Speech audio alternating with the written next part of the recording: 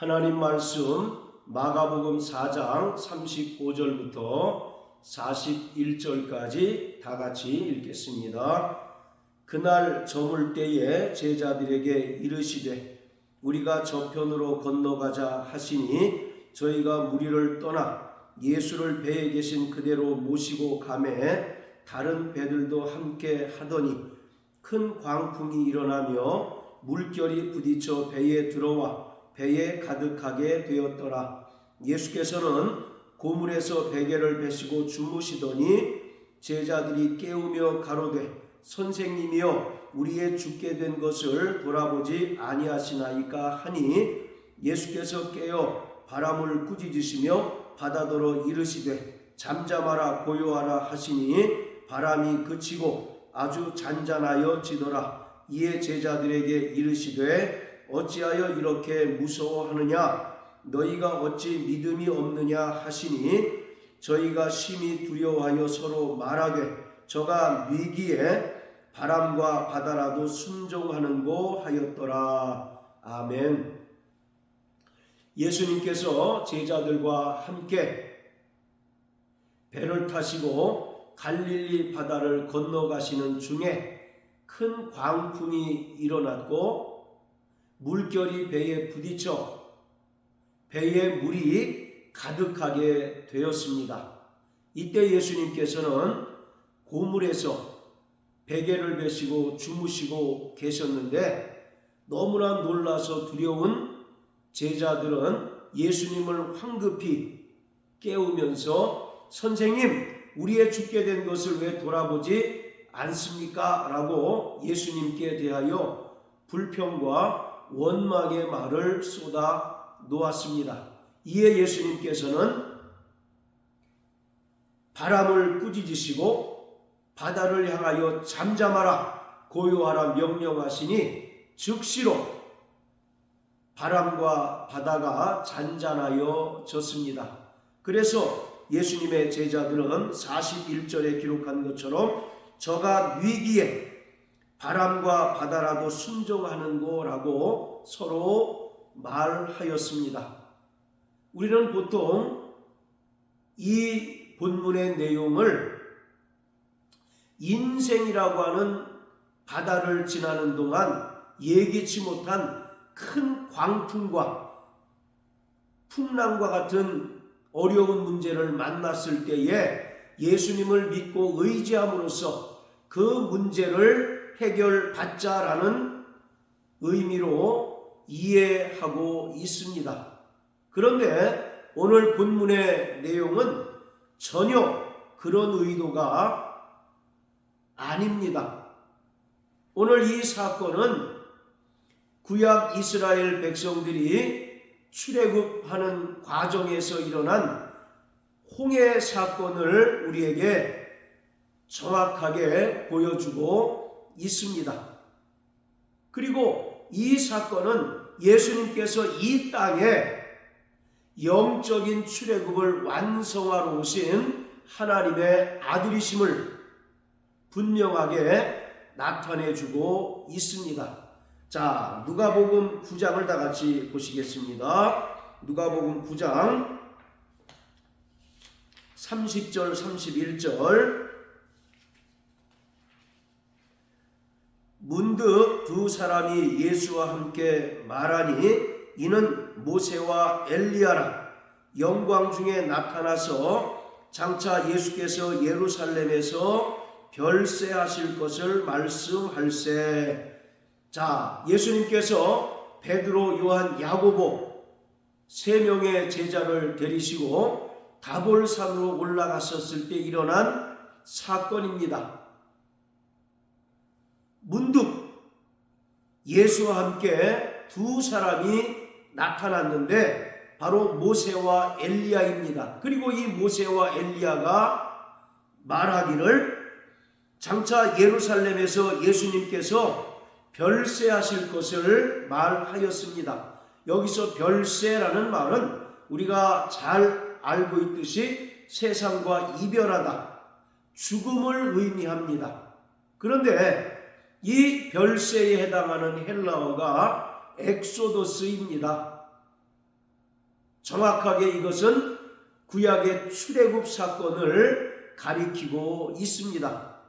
즉 모세와 엘리야가 예수님과 함께 있으면서 장차 예루살렘에서 별세할 것을 말씀한 것은 예수님께서 이 땅에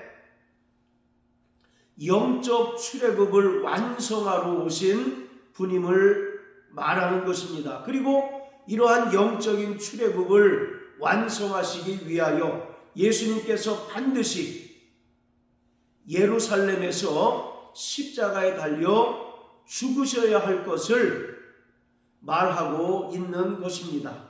자, 이처럼 예수님께서는 이 땅에 영적인 출애굽을 완성하러 오셨습니다.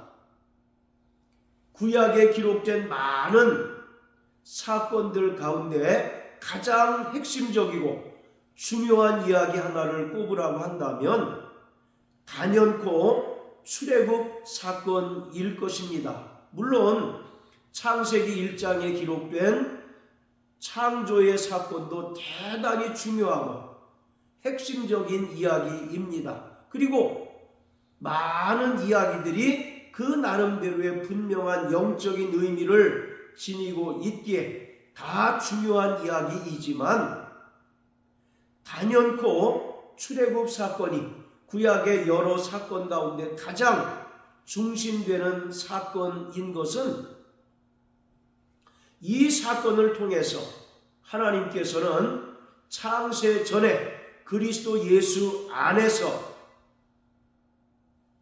계획하신 하나님의 구원을 분명하게 보여주고 있기 때문입니다.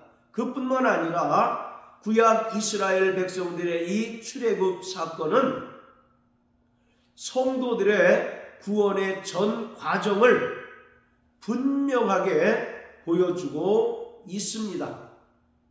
이스라엘 백성들이 애굽에서 430년 동안 노예 생활을 할 때 하나님께서는 유월절 사건을 시작으로 해서 이스라엘 백성들을 애굽에서 탈출시키셨습니다. 그리고 하나님의 권능으로 홍해를 건너가게 하시고 뒤쫓아오던 애굽 군대들을 물속에 수장시켜 버렸습니다. 그리고 광야에서 무려 40년 동안 철저하게 이스라엘을 하나님의 백성으로 단련시키시고 또 연단시키신 후에 요단강을 건너게 하시고 젖과 꿀이 흐르는 하나님의 약속의 땅에 들어가서 이방 족속들을 몰아내게 하시고 그 땅을 정복하여 각 지파의 수요대로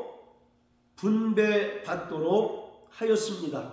이러한 출애굽 사건의 일련의 과정들은 우리가 예수 그리스도의 은혜를 믿음으로 말미암아 칭의의 구원을 얻고 그 후에 성령의 인도하심을 따라 성화의 과정을 살아가는 그 모습, 그리고 최종적으로 주님께서 영광 중에 강림하실 때 우리가 이 썩을 몸을 벗어버리고 신령한 몸으로 변화를 받아 영광의 아버지 나라를 상속받는 성도들의 구원의 전 과정을 분명하게 보여주고 있습니다.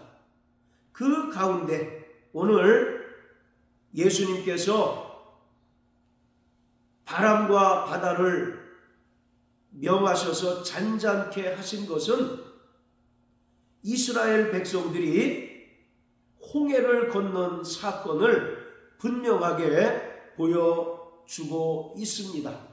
자, 이 사건은 출애굽기 14장의 내용과 정확하게 일치하고 있는 것을 볼 수 있습니다. 자, 출애굽기 14장을 다 같이 보겠습니다.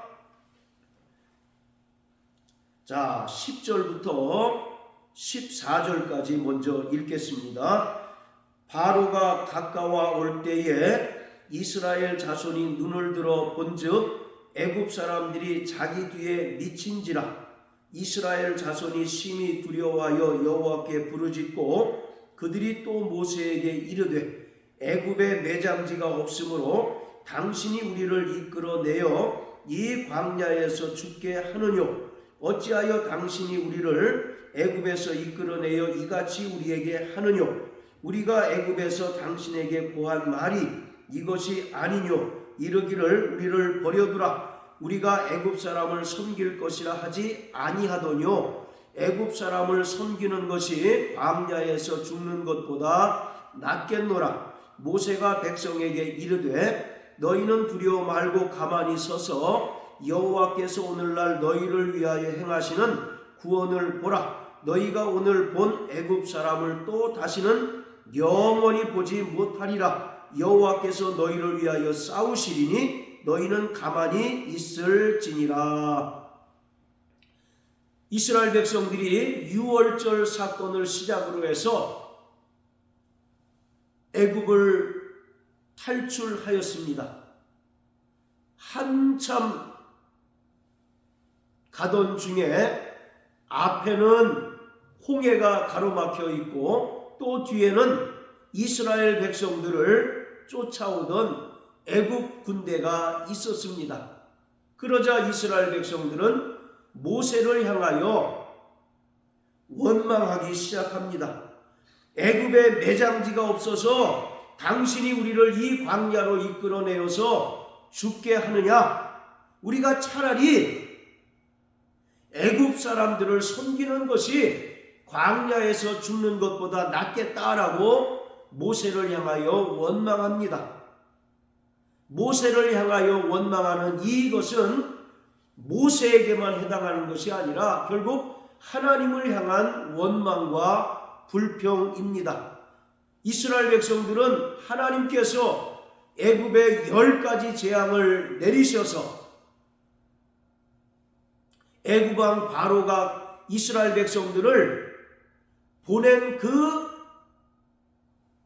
역사를 분명히 보았음에도 불구하고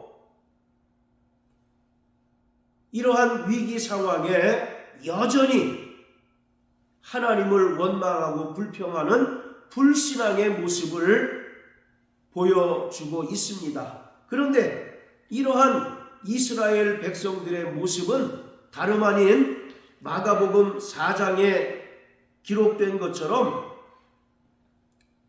38절에 기록된 것처럼 예수님이여 우리의 죽게 된 것을 왜 돌아보지 않습니까? 라고 주무시고 계시는 예수님을 황급히 깨우면서 예수님을 원망하고 또 예수님께 불평하는 이 제자들의 모습과 정확하게 일치하는 것을 볼 수 있습니다.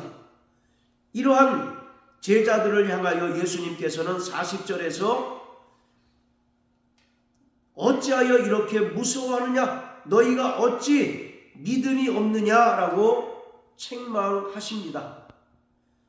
그 이전에 예수님께서 하나님의 아들이심을 많은 기사와 이적을 통해서 보여주었지만 예수님의 제자들은 당장 그들에게 직면한 그 위기로 인하여 예수님을 불평하고 예수님을 향하여 원망하였던 것입니다. 이러한 모습이 바로 홍해를 앞두고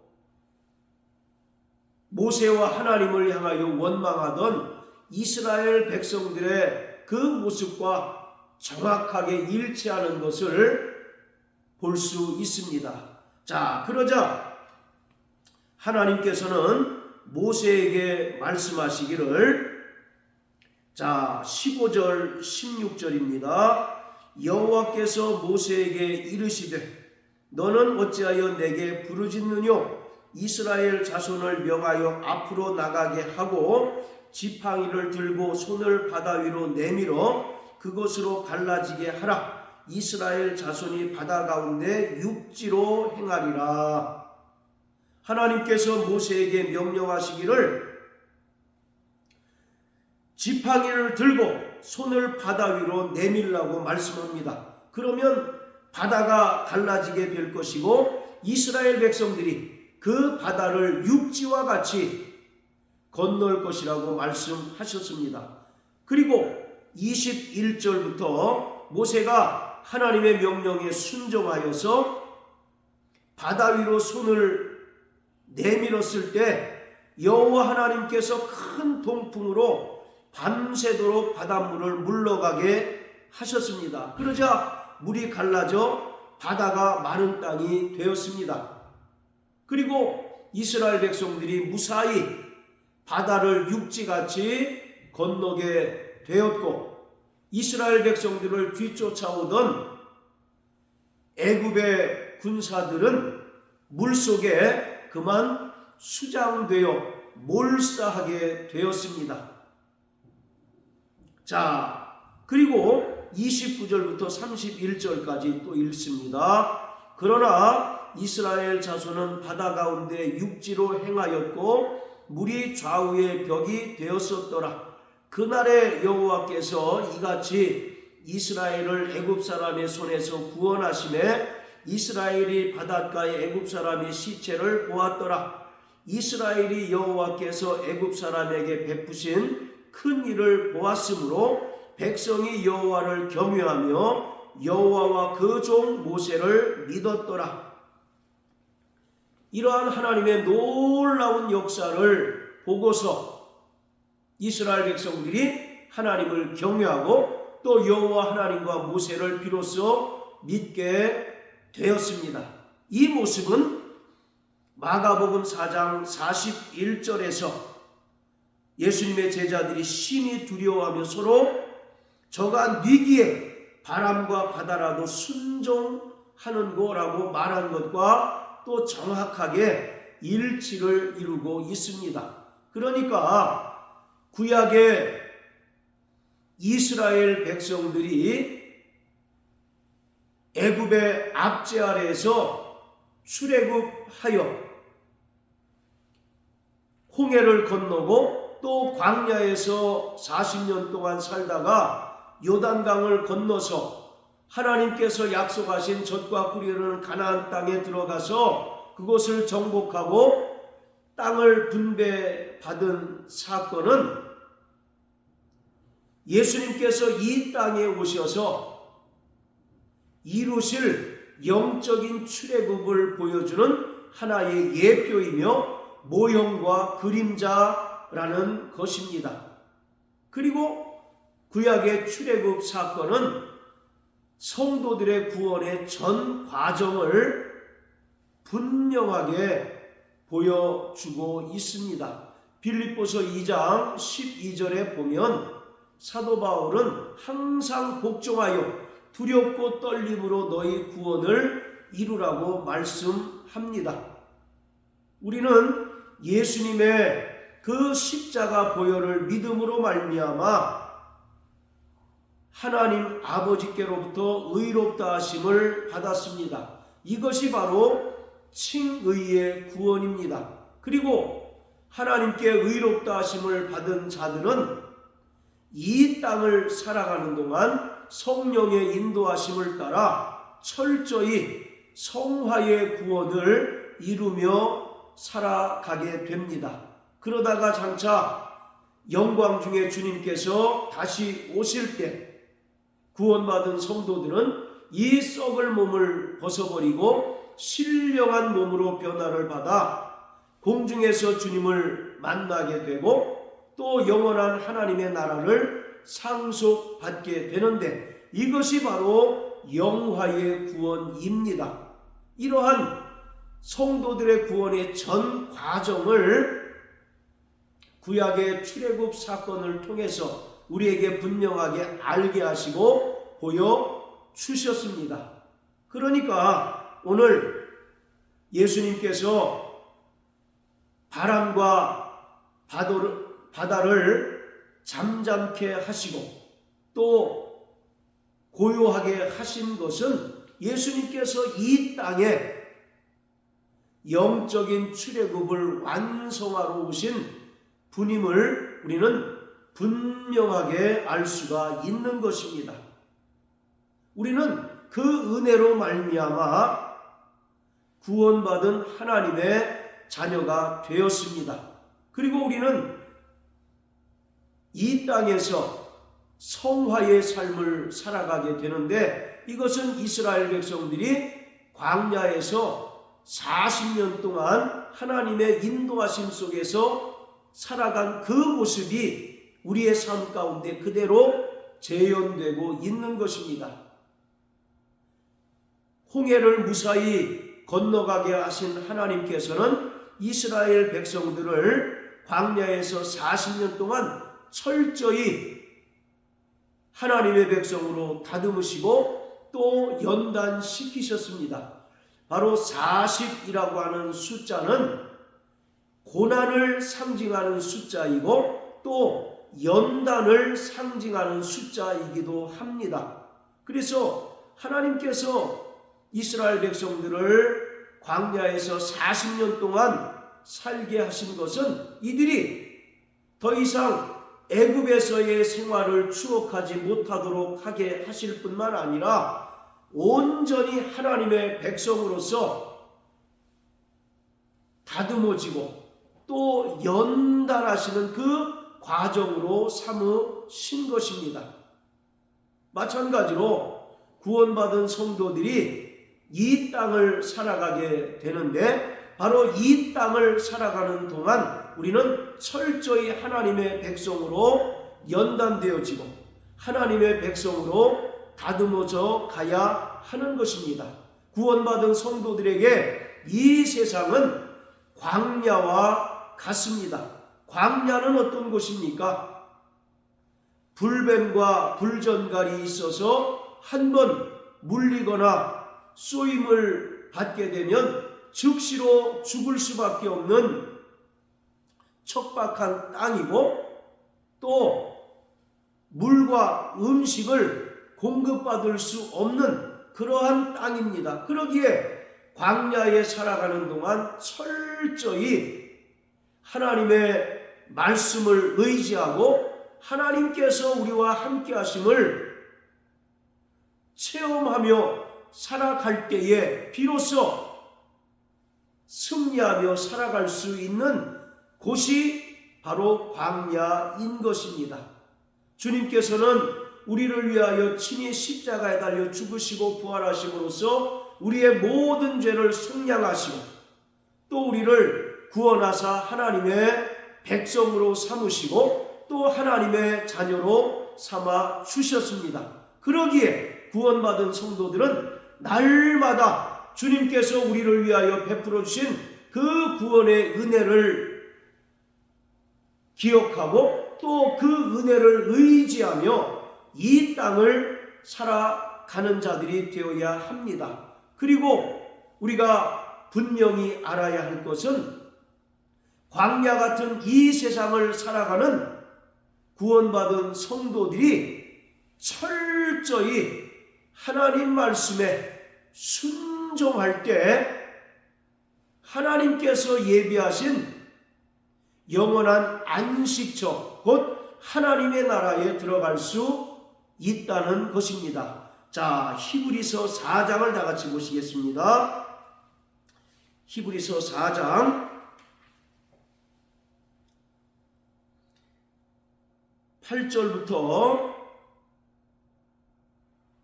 13절까지 읽겠습니다. 만일 여호수아가 저희에게 안식을 주었다면 그 후에 다른 날을 말씀하지 아니하셨으리라. 그런즉 안식할 때가 하나님의 백성에게 남아 있도다.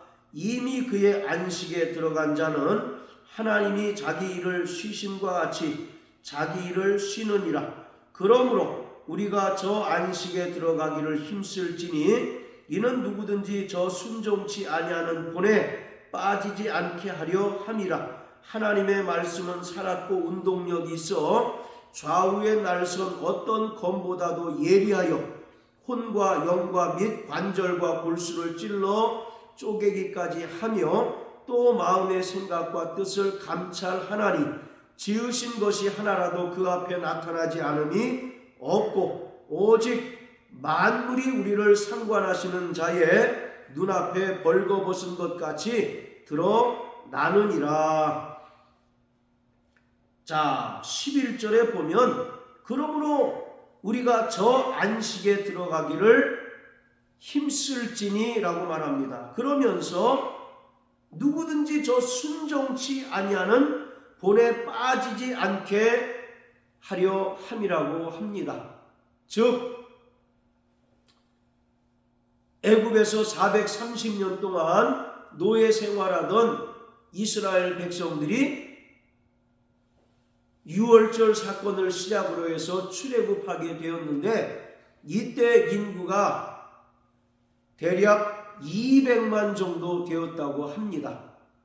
바로 이러한 출애굽 1세대들이 최종적으로 하나님의 약속의 땅에 들어가게 된 것은 여호수아와 갈렙 2명밖에 없습니다. 출애굽 1세대 중에 여호수아와 갈렙을 제외한 나머지는 모두 광야에서 죽임을 당하게 되었던 것입니다. 그들은 끊임없이 광야에서 하나님을 원망하고 또 애굽에서의 삶을 추억하다가 결국 죽임을 당하게 되었고 하나님의 약속의 땅에 들어가지 못하였습니다. 이처럼 예수님의 은혜로 말미암아 구원받은 성도라 할지라도 성화의 삶을 살아가는 동안 철저히 하나님 말씀에 순종치 아니하고 하나님 뜻대로 살아가지 못하는 자들은 결국